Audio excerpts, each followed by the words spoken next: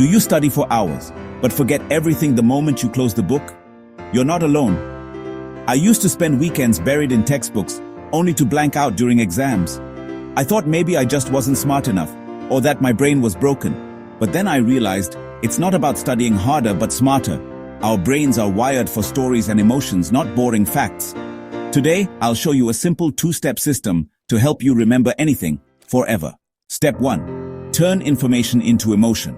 We remember stories, not lists of facts. Make your study material a movie in your mind. Imagine concepts as characters, events as dramatic scenes. For example, don't just memorize the French Revolution. Picture the crowds, the chaos, the hope. Use the memory palace, place facts in familiar locations, but make them vivid and emotional. Imagine a tiny bodybuilder, the mitochondria, flexing on your kitchen table. Absurd images stick. The more unusual or emotional, the better your brain remembers. Even abstract ideas can become stories. Atoms as lonely people forming bonds, or historical events as tense movie scenes. Give life and feeling to everything you study. Before reviewing, always turn dry facts into memorable, emotional experiences. This is the foundation of a powerful memory. Don't just read, feel, see, and live the information. That's how you make knowledge unforgettable. Step 2.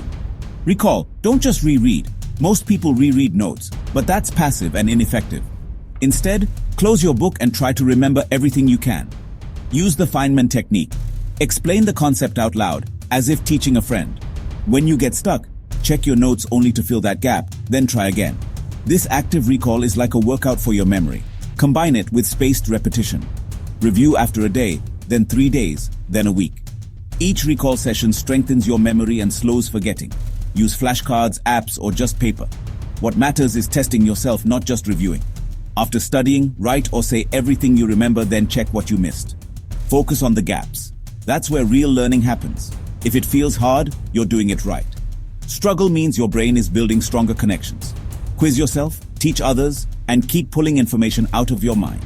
This is how you move knowledge from short-term to long-term memory. Make recall your main study habit, and you'll remember more with less effort. That's the two-step system. Make information emotional, then recall it actively. You don't need a genius brain, just the right strategy. This isn't just for exams. It works for names, languages, and skills. By making learning meaningful and practicing recall, you become an active creator of knowledge. Try these steps on your next chapter and see the difference. Like, subscribe, and share if you found this helpful.